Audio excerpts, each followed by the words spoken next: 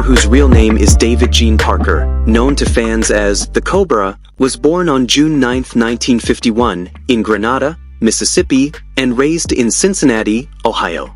His early days were shaped by his proximity to Crosley Field, where he played baseball in the surrounding parking lots.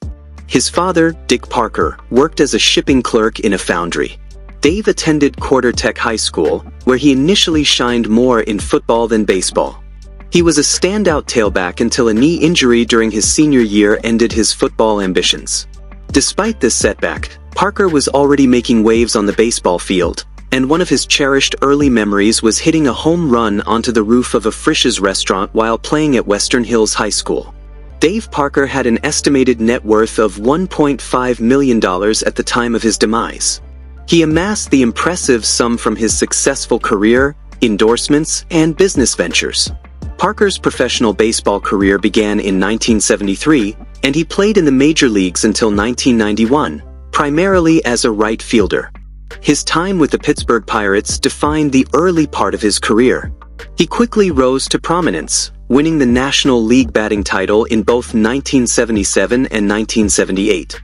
The 1978 season was particularly exceptional. He not only led the league in multiple categories like slugging percentage and total bases, but was also named the National League's most valuable player. That same year, he famously sustained facial injuries in a collision at home plate and played with a specially designed mask, determined not to miss too many games. His achievements led to a landmark contract in January 1979, a 5-year deal worth $5 million, making him only the second professional athlete at the time to average $1 million annually.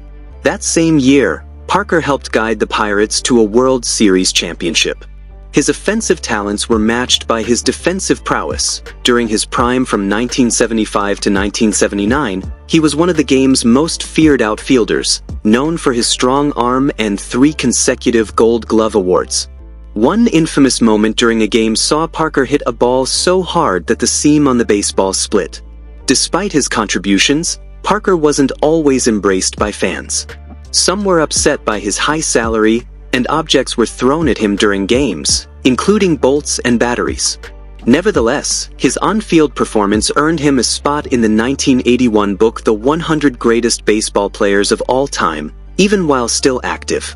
The authors made note of the tradition of great right fielders in Pittsburgh, following legends like Roberto Clemente.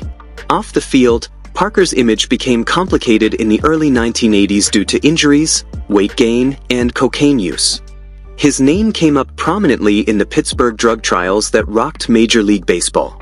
His decline on the field was visible, but his career wasn't over yet. In 1983, Parker became a free agent and signed with his hometown team, the Cincinnati Reds. There, he experienced a career resurgence, especially during the 1985 season when he batted .312, launched 34 home runs, and led the league in multiple categories, including RBIs and total bases. That same year, he won the first ever home run derby at the All-Star Game. He came close to earning another MVP title, finishing second to Willie McGee. His resurgence came despite his ongoing involvement in the drug scandal. He was suspended but managed to avoid sitting out games by agreeing to community service, regular drug testing, and donating a portion of his salary. After the 1987 season, the Reds traded Parker to the Oakland Athletics. His role shifted primarily to designated hitter, allowing him to extend his career despite age and injury. Though no longer the superstar he once was, he was still effective and contributed to the Athletics' 1989 World Series win. Parker then signed with the Milwaukee Brewers in 1989 and performed solidly in 1990, even earning a spot on the All-Star team as a reserve. By 1991, however, the Brewers opted for younger talent and traded him to the California Angels. Late in the 1991 season, the Angels released him, and he was picked up by the Toronto Blue Jays for the final stretch. Although he hit well in limited action, he wasn't eligible for the postseason roster and was released afterward. The only team that showed interest in him after that was the Chicago White Sox, but with their acquisition of George Bell, Parker's playing days effectively came to an end. Over the course of his career, Parker compiled impressive statistics: 2,712 hits, 339 home runs, and 1,493 RBIs with a batting average of .290. He also played in 30 postseason games, though with a less remarkable average of .234. Defensively, he maintained a .966 fielding percentage. After retiring, Parker remained involved in baseball. He coached with the Anaheim Angels and served as a hitting coach for the St. Louis Cardinals in 1998.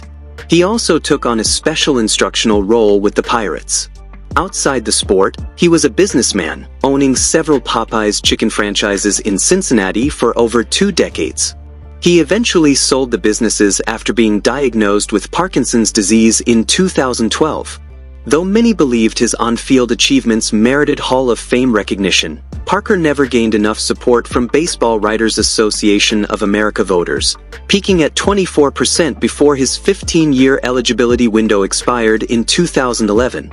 Many speculated that his involvement in the drug scandal played a significant role in his exclusion, similar to the experiences of contemporaries like Keith Hernandez and Tim Raines. However, his legacy received redemption when the Classic Baseball Era Committee voted him into the Baseball Hall of Fame in December 2024, with 87.5% of the vote. He was slated for induction on July 27, 2025. By then, Parker had already undergone major surgeries to replace both knees, consequences of his long baseball career. Despite his illness, he remained active in Parkinson's research and advocacy through his foundation. He lived with his wife, Kelly, in Loveland, Ohio, and was a father to 6 children. Recognition for his career continued post-retirement. In 2012, he was inducted into both the Cincinnati Public Schools Athletic Hall of Fame and the Navigants del Magallanes Hall of Fame. 2 years later, he was honored by the Reds Hall of Fame, alongside local legends like Ken Griffey Jr. and Ron Oester. In 2022, he was among the first group of inductees into the Pittsburgh Pirates Hall of Fame, a testament to his indelible mark on the franchise. Sadly, Parker passed away on June 28, 2025, at the age of 74 in Cincinnati, just 29 days before his scheduled induction into the Hall of Fame.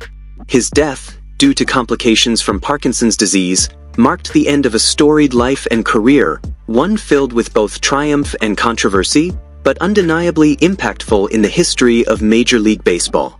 And with that, thanks for watching. Give us a like, share with friends, and please subscribe.